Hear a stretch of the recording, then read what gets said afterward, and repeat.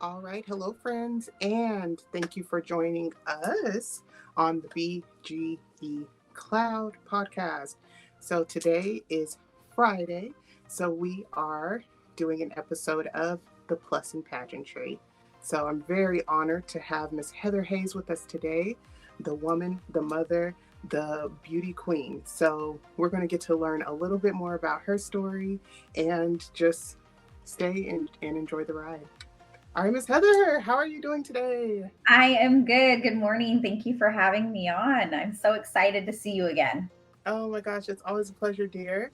I just want to say thank you out of off the gate just for being such a positive and passionate person, such a supportive person. Um, I believe it's only fair to start at how we met. Mhm. So I met Miss Heather at a state pageant here in Washington where we competed against each other. I prefer to say we competed with each other, but we were pursuing the same opportunity. So I got to know very, very little about Heather at the state pageant, and then I'm honored to have been able to follow her journey as she's continued in pageantry and in life. No, So, it's nice to be here and reconnect. And I think something that's really important for people to understand is in pageantry you end up with lifelong friends, or you can if you choose. So I'm glad to be here and honored that you asked me to be here. yeah, awesome. Well, what have you been up to since the state pageant? Yeah, so I'm actually a high school counselor. I've been doing it about 16 years. And so we are next week, our kiddos are graduating. So I've been busy with work. I have been trying to get outside as much as possible, hiking. Being up here in the Pacific Northwest, I enjoy being outside. I'm a mom of an 11-year-old boy who is like he's a karate kid. So I say I'm a karate mom. And yeah, just getting him to his events. I have been doing a lot of philanthropy work in the area of mental health and suicide prevention. I don't know. I was in Montana this last week for a threat assessment conference. So I've been busy since state, but all good things, all things that I think fuel me, and all things that bring joy to my life. And I've cut out the things that don't. So And I know that's right. So when I knew you worked in education, I did not know that you were a high school counselor. How is that like post COVID? yeah, it's funny. People ask that all the time if things have changed post COVID. And I think, to be honest, things were changing prior to COVID. I think that post COVID things definitely have been worse. And I say worse in that there's this disconnect of time where we were, behind the camera, right? That's the only connection that people had for 2 years. And so getting kids, getting coworkers, getting myself, to be honest, back into that routine of doing school, doing work on a regular basis has been challenging. And I think the biggest challenge that we've seen, to be honest, is the increase with mental health issues. Yeah. I think, anytime you have a kind of disconnect from the traditional state of reality, right? And you have to learn a whole new thing, and then you're told to go back to normal. I think it's really important to have people that understand there's no normal after that. No, Um, it's so our new normal. yeah, it's like a new normal. So that's where grace has to come in, and we have to learn where we can give and pull. But I think it's a very interesting time in education in general, and I'm just speaking from a spectator point of view because you have everything going on with gun violence in schools on top of trying to get young people to reacclimate to being in a classroom setting. So more power to you. That's amazing. I applaud anybody in education right now. Yeah, it's tough. Like I said, I've been doing it 16 years, and the shift has definitely shifted. As you said, I would say, the increased need for mental health services and mental health issues, the the constant conversation around gun violence or safety and security issues within schools. Like I said, I just got back from a threat management conference in Montana. I sit on our school district's threat assessment team as well. And um, you know mass acts of violence are not going to stop. But this process of looking at indicators, looking at ways that we can intervene prior is really, really important, and looking at more of a proactive approach. And I think that needs to be done across the board in our community right now. So, Yeah. I mean, I think any, workplace environment or, any place where there's going to be a lot of people, I think anybody could just kind of benefit for any kind of education around, safety precautions and procedures, entrances, exits. Every time you get on an airplane, they tell you where the exits are. They pray you don't have to use those exits, but correct. you're presented with that information. And I think more workplaces would benefit from the same things. So, Yeah. wow. Oh my gosh, girl. So, Many hats I wear. Yes. and you know what? That's what being a woman is all about, right? There's versatility, Mhm. so whether it's what you're doing as your day job or what you're doing as your forever job, being a parent, you have a karate kid. How far? I don't know what the correct question would be there, but how far into karate is he? Does he have like what belt level or? Yeah, no, you're correct. You're right on. So he is a green belt level 6. So he has about 2 more months and he will test for his brown belt. And then once you get your brown belt, you go through 6 levels again, and then he'll be a black belt. So if he stays on course in terms of training, probably about a year and a half. So he'll be about 13 and a half maybe, and he'll have his black belt. So he's worked really hard. He's advanced really quick, but yeah, and I think once you start to transition to those upper level belts, it gets a little bit more difficult. But yeah, he's been doing it several years and skipped some belts, and so we'll see. So is this like a tournament based sport Yeah, or? so yeah, it's an individual sport, but then there is the team component in terms of, I think the older kids really hold you accountable and you get some mentorship and leadership opportunities. He's in a leadership class right now to be able to mentor younger kids. And then if he wants to compete, there is a tournament for sparring, there's a tournament for the kata.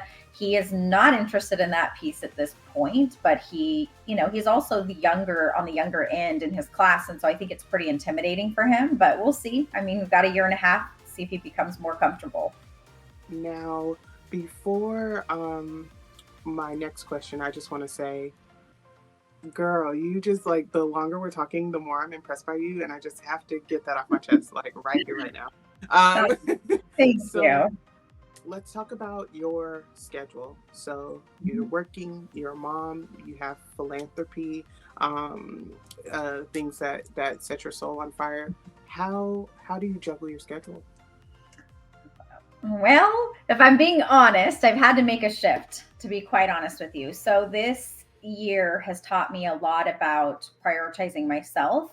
Um, as I think we go into these fields sometimes as a counselor to take care of other people, and like you said, I mean, I think part of managing a schedule, and I don't know, I sort of believe like the most successful people honestly have the busiest schedules, because you have to learn time management. You have to learn where to prioritize your times and your efforts. I've just gotten a lot better about prioritizing the things that I want in my life that are energy provoking and not draining. So I mean, I don't, I have a smartphone and people laugh at me all the time. I don't calendar that way. I calendar in a little black book that I make lots of lists. I'm a very typey person, so I make lots of lists. I have my little black book calendar. I schedule pretty far out. People laugh at me, and I'm not, I mean, I don't always have time in my day to just, drop what I'm doing. But yeah, I think for me, I think the most successful people are usually the busiest people. They learn how to time manage things. They learn how to prioritize the things that are important to them. Well, I mean, for me, I'm the same way. I do not use my planner. Doing this podcasting, I've been trying to use my virtual calendar a little bit more, but I don't really necessarily like it. So I have a planner. I order a custom planner every year, and it just works better for me to actually write my schedule out. You know what I mean? Like Oh, I I'm just do.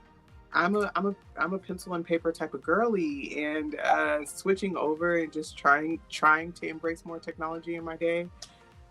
I don't like it. I don't like it. I don't either. And it's funny. I'll go into social settings, or I'll go into even my hair appointment, and she's ready to schedule me, and she's like, "Oh, I got to go to the car. I got to go get my little black book," and I get laughed at. I get made fun of. But that for me is the way that I choose to prioritize things, and I carry it with me everywhere. So Yeah, I was just at the dentist actually, and they were like, "Oh, we'll email you your next appointment." And I was like, "Actually, can you have it? Can you like tell yeah, it to me?" And then they were about to tell it to me. I was like, "Hold on, let me get my planner out." And I got my full like book out. And the girl at the yes, desk, she looked at me like cross. She was I'm like, telling you. she was like, "Oh." So I've been there. Like, oh my goodness, that's so funny. Okay, kindred spirits. That's all right. That's okay. The most That's successful okay. people use their little black books, I think, or their planners. We should put that on a t-shirt. Use your planner. Use your Uh, planner. and when I was in school, I think it was because I was supposed to use it because they used to give us planners. I hated using my planner. I just doodled in it. Like I never actually put like time. And so it's so funny to circle back however many years later and just be like, I'm using my planner. It makes me happy, and I like the satisfaction that comes with like physically crossing something off the Me list. too. Oh Right? my goodness. Right. Yep. Like the Cross it off or check it off. Like I feel so accomplished. Let's be yeah. honest. Like in the days of like being busy, I think that's how I manage things, to be honest. And I feel successful when I get to mark things off. Yeah, and like the team that I manage, they laugh at me sometimes because I usually will pick the last day or the first day of the month. And I'm just like, okay, guys, just give me 1 second. I need about 30, 45 minutes to put what I already know is going to be on my month calendar. And I need to just fill it in. And they're like, oh my gosh, Amber, like set up a calendar invite. And I'm like, you can send them to me and I will totally accept them. But it's just so easy to ignore them, like swipe, ignore.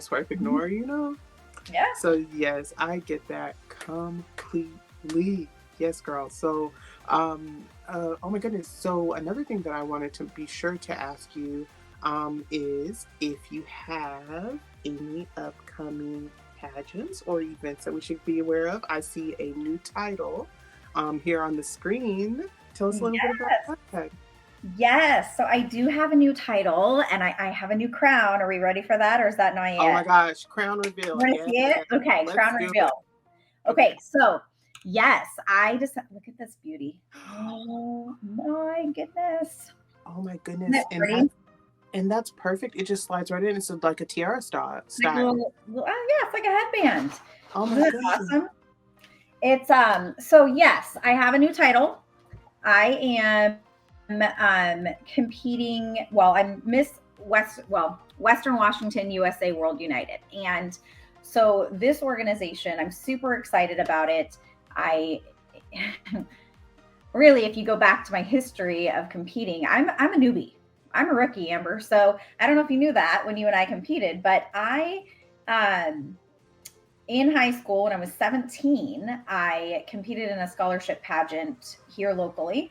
And it was more because I wanted scholarship money. And it was not I didn't know what I was doing. I did it. It was great. I ended up being a princess, and I rode in the parade, and I got my scholarship money, and off to college it went. And that was it. And I thought Hey. my pageant days were over. And at 43, they're clearly not, because yes, I have a new title, and I'll Yay. be competing in July, down in Richfield, down by Vancouver, Washington. Okay. Yeah. And And this so is for a state title you'll be competing for, it's or actually a national title. a So, national pageant here in Washington? yes, What? yes, Wow. Oh yes. my goodness. And then see, I'm learning so much. Okay, so your national is here in Washington, and what are the areas of competition at nationals?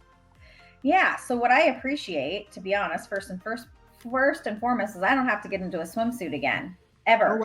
with this organization. So for Okay. me, I appreciate that. What I appreciate about is that you actually compete in your age division, right? So you compete in your decades. So teens, 20s, 30s, 40s, 50s, all the way up to 60s. And when we arrive, we'll definitely do a check-in. We have an interview that we have to do. We will compete on stage in evening gown, tennis wear, which is provided for us, and also there's going to be a theme that we're given. I think it might be Pretty in Pink, and then we're told what event we're going to, and then we have to dress for that event. So part of it is showing our personality, showing how we would dress, in our own decade and in our own age. How the whole premise of this pageant system is women of purpose. So how would you dress for that event, or um, if it was a pageant or a party, what would that look like for you to show your personality? So I'm really, really excited about that. I'm Yeah, hoping that I can sounds show so my personality. cool. Yeah. Well, so here's what I like about what I'm hearing from this system. I definitely like that you're competing in your own decade. I think that's really, really cool because sometimes, in an effort for pageants to be inclusive, they add the divisions, but now you have people who are in their late 20s competing with people who are in their 60s. And, it's beautiful. And I want to see that inclusion. I want to see us sharing those spaces, but depending on your judging panel, people have a trained eye when it comes to judging in pageantry, and some people are going to lean toward a particular look. And I just love seeing in multiple organizations, you're seeing more people with different body types competing. You're seeing more people through the age ranges competing, and I just like the idea that people are all doing it differently. Organizations are all doing it differently. So I think that's really, really cool. And I want to see more of that. And you'll have to, do you know the exact date for nationals? Yes, 23rd is check-in, and so it would be the 26th. It's a Wednesday, and it's actually going to be a dinner event. So your ticket purchase will actually include the show, the dinner. Afterwards, there's going to be a reception for dessert, and that's where other specialty awards will be handed out. So the production itself, I think, lends to being very favorable in terms of the cost of your ticket, because you're getting a dinner. It's like an event, it's like a night out, right? So Yeah. I hope family, friends, Sash sisters will come out and just enjoy a night out. Um, in July, it should be fun. And have tickets and everything already been posted Not for the yet. Not okay. yet, but I will pass that on to you for sure. And what I do love too is one thing that was really important if I was going to continue to compete, because I didn't think I was going to compete again, to be honest with you. I did a lot of soul searching and was not quite sure if I wanted to do it.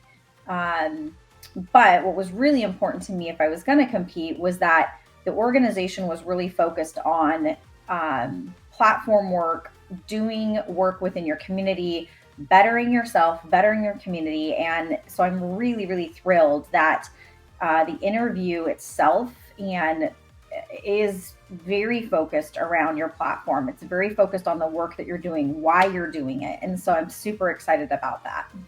Well, I will say that watching you, you're always, out in your community and dedicated to service. So I definitely hope you're recognized for that. That's one of my joys watching your pageant journey. And I just think that if you've found an organization, and anytime people ask me about what system they should try, I always tell them, do your research, find an organization that meshes with your values and your work ethic, and they promote the things that you're most interested in.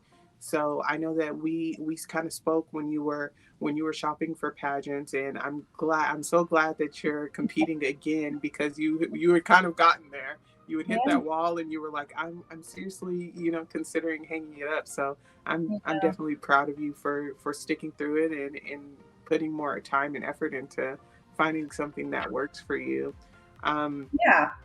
I want to just circle back to um, the state pageant where we met. So I don't know if I'm a rare person, but when I see the contestant announcements, I kind of like turn off my notifications for the pageant, because we can get so sucked into who's this person, who's that person, and I always try when I go to a pageant to just make genuine and authentic connections, not Mhm. based on social media stalking or word of mouth. And it was so nice, but um, I met a friend of yours. I couldn't avoid it because it wasn't on social media. It was at work. I met Miss Joyce, who was like, "My friend Heather is competing in your pageant." And because we were talking about Mhm. pageants, because I had just met her, I had just met Joyce, and she was like, "No, I think I know someone who's competing, like somebody who I used to do Zumba with." That is And, so crazy. and I was like, "What a small world!" The pageant It community is a itself, small change. in particular in Washington, is super small. But rarely do I have the opportunity to meet a spectator of sorts, kind of outside of Mhm. it all. And it's like, Yeah. no, I know somebody who's going to be there. And so I just thought that was really, really cute. Oh, I didn't know that. She never mentioned that to me. she had Um, she had nothing but good things to say about you. And I was just, and then after the pageant, I was able to like go back to her and be like, yeah, you're right, she's really sweet. So well, thanks. And thanks, Joyce, if you're watching or listening to this.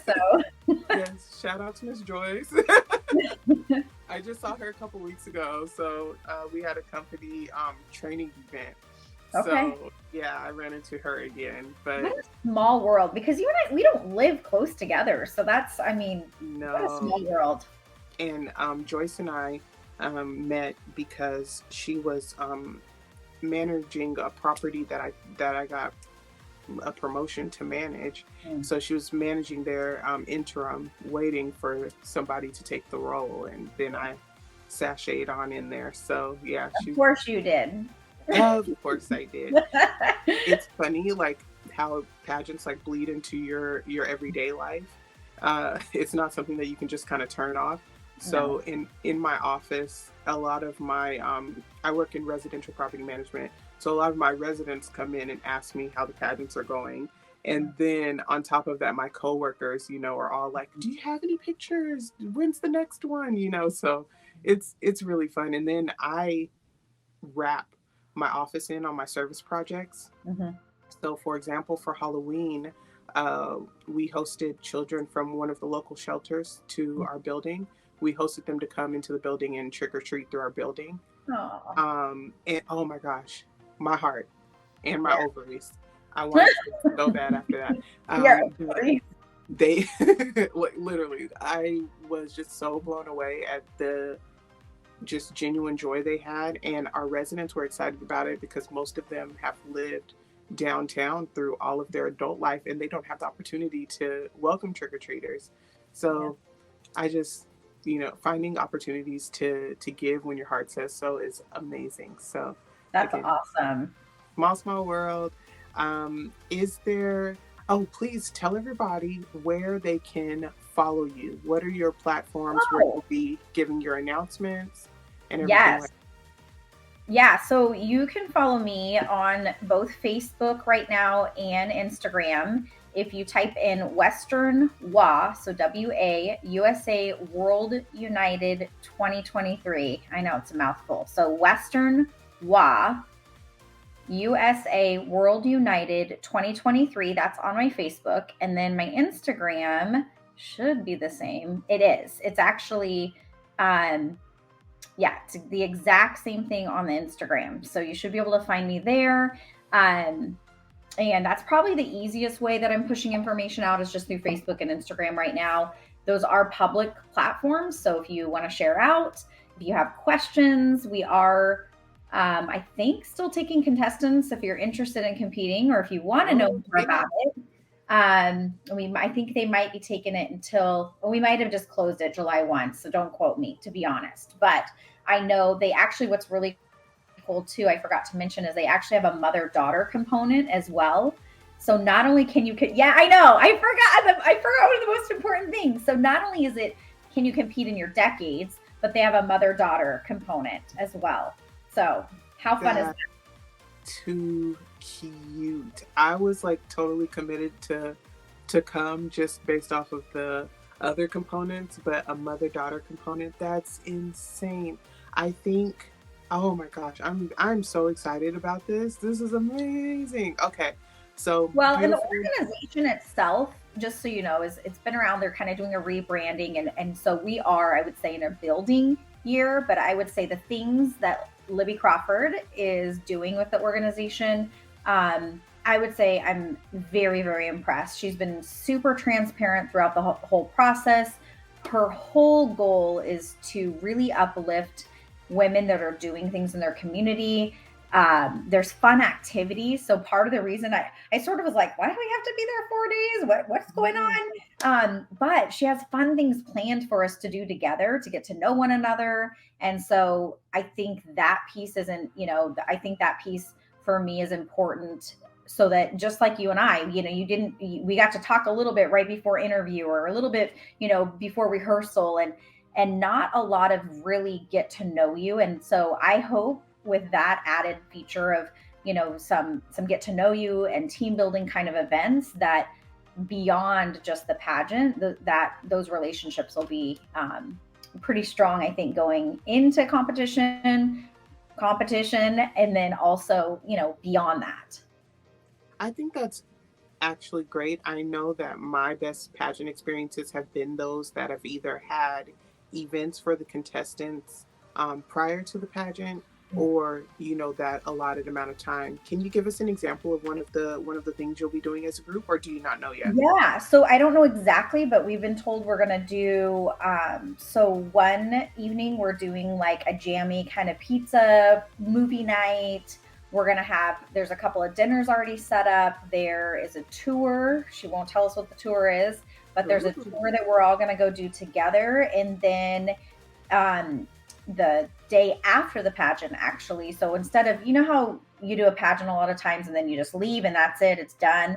We actually are encouraged to stay the night, and then we're going to do like a breakfast in the morning together as a send off. So, yeah, definitely things to get to know one another and kind of foster and build those relationships, so we can support one another beyond just the pageant weekend.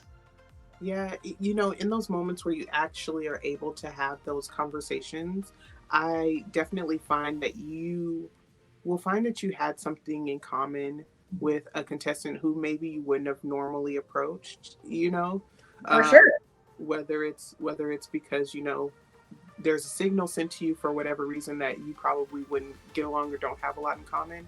But that's one thing that I love about pageantry. It puts you amongst the empowered, and you can't help but to just kind of take some of that for yourself. So I absolutely love that. I know that you recently did a walk, a charity walk. Is that right? I Tell us a little bit about that, and if you'll be doing any more before the pageant. Yeah, so I'm kind of, I wouldn't say I'm winding down by any means, but I work, as a high school counselor. And one of the needs that came up for me, and honestly, it was more, I'll be honest, out of desperation. Last year, I went into my boss, and not true of my character normally, but I said, we got to do something. Like, the mental health needs are so high. If we don't do something, I'm going to quit. And my boss was just like, Heather, that's not like you. What's happening here? And so, out of that conversation and out of that sort of, I felt desperation, to be honest. I put together an event called Wolves Walk for Wellness. And we did that last year. And I just did that the first part of May, because we do that for May Mental Health Month. And it was the first weekend of May. And it was just at our high school on our track. It was a walk, and we had about 23 vendors for local mental health resources. So, resources, counselors, I had fitness, people doing fitness, I had a yoga person. So, it was all about mental health and like how to help mental health as a whole, right? Um, and then we had a silent auction there. I had a t-shirt vendor there, and all what we did, and we had a few local sponsors, but most of it was really done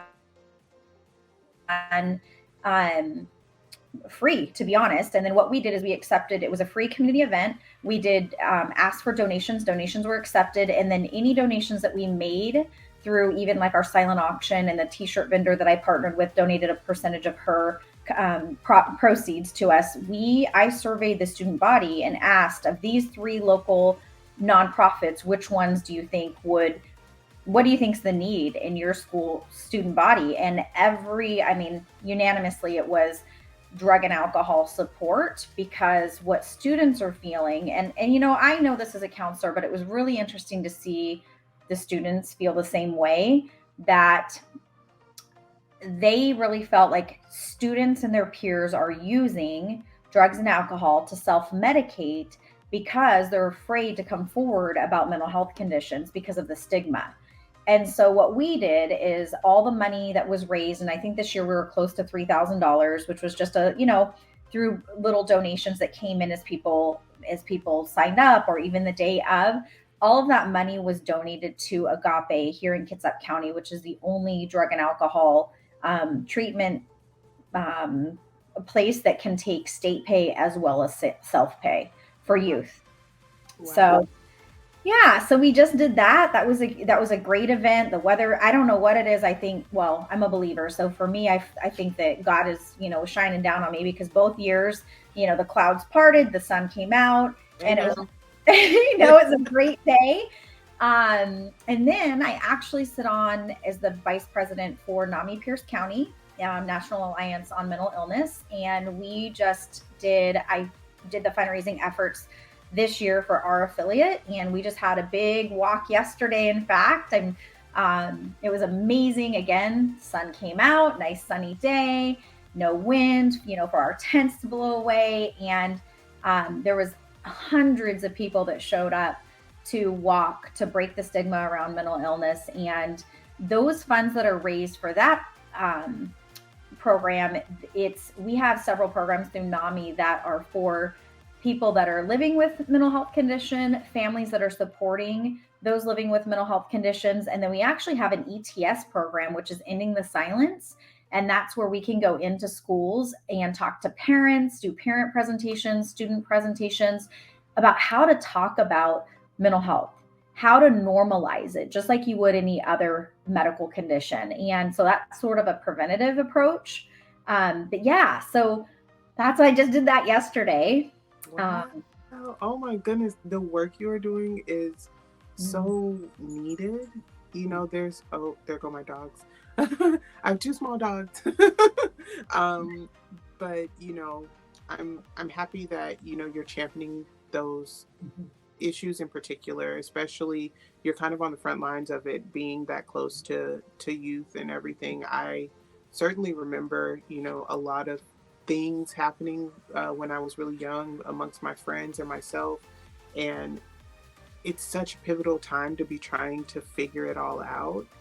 And at the time, with little to no resources, I did see a lot of people opt to eventually hurt themselves. They thought they were helping themselves, and they wound up hurting themselves. So I am definitely happy to see the shift, that the conversation around mental health is at the forefront.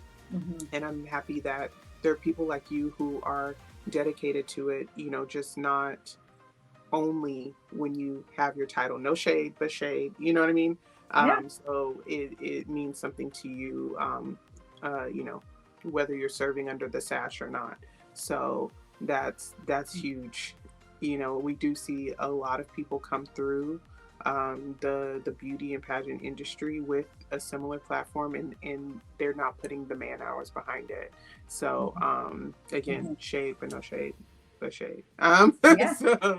So I Well, mean, it's it's funny. something we need to talk about, in the community. Well, 100%. And the funny thing is, I didn't know much about pageants to begin with. So I was doing this work anyhow. And somebody asked me, somebody who knows a lot about the pageantry world said, Heather, why are you not doing this on a bigger scale? You are so on fire about this. And I can tell that it means a lot to you, whether it's the students that you work with, or I actually have family members living with mental health conditions. And so they said, why are you not doing this on a bigger scale? And I said, well, I don't know. I'm just doing the work. Like, I'm doing what fuels my heart. And so that's actually how I got into pageantry last year. And then as I said, I didn't feel, after we competed together, I said, like, my work's going to continue. It doesn't matter, sash, crown, whatever. This is what fuels me. It's what's important to me. It's what needs to be talked about. And so my work and my journey's continued. And yes, now I am wearing a new sash and crown, and the work's not going to stop for me no matter what happens. Because I think we're at a place in this state in particular. I mean, it's countrywide, but I think in this state in particular, we are making movement. We're talking about it more. There is funding that's finally being allocated towards and people are recognizing that we have got to start normalizing mental health. We have got to treat it just like any other medical condition. And we have got to get people into services in a timely manner. Like, people cannot wait to get the help when they're ready for help. I mean, I see the mental health crisis in our state from a little bit of a different perspective because I work in downtown Seattle. I work in South Lake Union. So I see it when I'll never say it's past the point of help, but people are hitting their rock bottom by the time that I'm seeing it. And we have not only in conjunction with the mental health crisis, we have a really big issue with homelessness. Mm-hmm. And in all weaved into both of those issues is drug and alcohol abuse. So I'm happy that more and more and more conversations are happening around each individual topic because overall it's going to help the whole. But yeah, by the time I'm able to see the issue on the street, and it hurts my heart to refer to a person as an issue. The person isn't the issue. The lack of treatment and resources, that's the problem. Yeah. So It's once I definitely a system issue, I feel like. yeah, and it's just kind of like it's like credit, in order to have credit or get credit, you have to have credit. And a lot of the systems that were in place prior, it was in order to get help, you have to already be helped. So Yes. it's just it's amazing to see the progress that's being made, and I'm thankful to live in a state like Washington where we are pushing legislation forward for people who are struggling with mental Yeah. illness and drugs and all of the other things that we struggle with as people on the day-to-day basis. So Yeah. I, I think these are really, really important conversations that need to be had amongst people who are smarter than me, who understand the complexities of the issue, Yeah. and people like you who have the heart of service, who just want to make sure that it's a visible effort for change. So I think that's amazing. You haven't said anything today that I disagree with. Well, I So, think, no, I appreciate that. I think we are, as much as I say we are moving forward, and we are, I still feel like there is so much more work oh, you froze on me. Come back, Heather. to do. Am I back? You're back. I'm back. Sorry. I No. just said, no, I said as much movement as we are making in this state, I I don't think it's ever going to be enough for me, to be honest. I want to see the day where when I have to have a student or someone I know, sent to the hospital, that if that's where they're at, I want them to not just be discharged in 24 hours with a safety plan that says get into counseling, and then you wait a month and a half to get into counseling. What that and then that's not any I don't have any feelings or anything about the providers themselves. The problem is you have people in the counseling profession that we need more providers. We need more providers. We need more people willing and wanting to go into these careers, which means, to be honest, they need to be compensated at the level for their training so that we get more people, it decreases the wait time, and then people that are really needing that support are getting it immediately. Yeah, it's like, it's kind of like rivers that flow into the ocean, right? It's like the actions that happen at the highest levels are always going to have a trickle down effect. Mm-hmm. And so if those actions are increased, then Mm-hmm. increase overflows. It's just like being a faithful person. You know, if you feel that your cup is overflowing, you know that when you're in overflow, you affect everyone else, right? Positively. Key Right. positively. So, you know, if we can see positive change at the highest levels Mm-hmm. possible, then that's something that we'll see trickle down. And I want that. Even, you know, my one of the things that just really motivates me to continue doing anything that I'm pushing myself through is representation. You know, I definitely feel that if a more Black women see themselves in different roles, then they can pursue different roles. Mm-hmm. And I mean, even not so long ago in pageantry, there was a time where where the excuse was, well, Black girls don't show up, so they don't win. And Mm-hmm. it's just kind of like, well, I don't subscribe to that, so I'm going to keep showing up.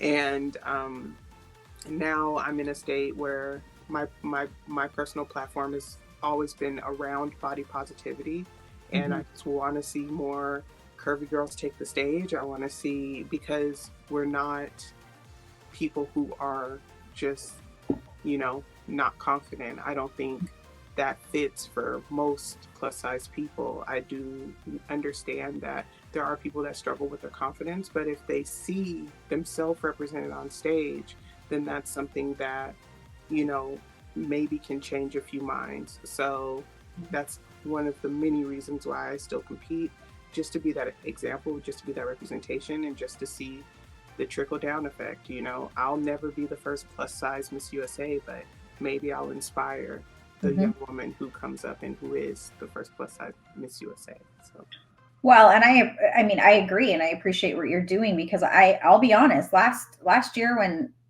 at 43, having to, I am a hourglass figure. I am by no means a size zero or whatever. I'm not, and it took everything, everything for me to get on the stage in a swimsuit, and I'll be honest. I look back at those pictures, and I don't love them. I don't love them. But you know what I do love is that I did it. I went out there, I gave it my all. I I challenged myself. And I think that's what's really important too is sometimes people don't understand that when you go into pageantry, you're challenged with things, you're faced with things, and it's such a great opportunity to grow. Um, whether that's around body image, whether that's around public speaking, whether that's around competing with people that, are younger than you, and just really feeling comfortable in your own skin. yeah, I agree. I just feel that I know pageantry has given me so much, Mm-hmm. and I definitely want to see. I think a lot of one of the questions that comes up a lot is pageantry still relevant? Mm-hmm. And I think when you have opportunities like you have now with an organization that suits you, it very much so is relevant because it's a place where you feel included, Yes. and you feel like you're being seen. I Mm-hmm. think if you find yourself competing where you don't feel included, or where you don't feel safe, so to speak, Yeah. uh, it's not going to be a pleasant experience, nor is it going to feel relevant. Yes, it's a box checked off your list, but I don't think you'll get the most value there. So again, I say, people, please research, research, research. Yeah. Find pageant systems that suit you at your core. You know, don't just sign up because your friend signed up. You have to find the system for you. And with pageantry growing, I believe there's one out there for everybody. I think there is. And I think the important thing, too, along with that, and it's something that was new to me and I was learning, was not only do you need to do the research around your local pageant or your state pageant, but what is your obligation or what do you stand for at the national level? So should you compete at the state level, people really need to look into their contracts. They need to look at what they're aligning with. They need to look at what their requirements are. Sometimes those are really clearly laid out at the state level, and sometimes they're not. And so I would 100% do your research, take your time to make a decision, and do what's best for you. I think more than anything, do what's best for you. And we can tie that into life. anytime that you have to sign a contract, whether it be a lease agreement or a contract related to pageantry, Mm-hmm. whatever the case may be, read it. It's not just, jibber jabber. The reason why these documents are typed up is because usually something happened and it hit the company at a loss, and now they want to make sure that it doesn't happen again. Yes. So, anytime that you're presented with a contract, do read it. And again, as we keep saying, in life, do your own research. Mm-hmm. I think we live in like a very, what's the word, recycled information kind of environment. We take a lot of things from our favorite influencer or things like that without doing our own research. Mm-hmm. So do your own research, and I think you'll be better off in the long run for taking the extra 45 minutes or whatever to read every single page of something presented to you. Absolutely. 100%. Beautiful. Well, Miss Heather, I have loved our chat today. Mhm. I'm going to let you go, continue to change the world, and so thank you again for sharing your time with us and visiting us here on the BGE Cloud podcast. And again, BGE stands for Big Goddess Energy, and Heather, I think you are fully tapped into that. Oh, well, thank you. Thank you so much for having me. I appreciate it. I feel honored to be on here and just to be able to talk a little bit about my journey, how we, how we encountered. And I think I'm a firm believer that people and experiences come into your life for a reason at the right time or the time that you may not even understand why you need that and that things happen. And so I just really appreciate you having me here. And for all of you guys that are on here and listening or follow this, please, please, please go and find me on my social media and see what I'm up to. I'm happy to answer questions for you guys. And Amber, thank you so much. I appreciate Oh, it. you're so welcome. I hope you have a great day, and I will be talking to you soon. All right. Take care.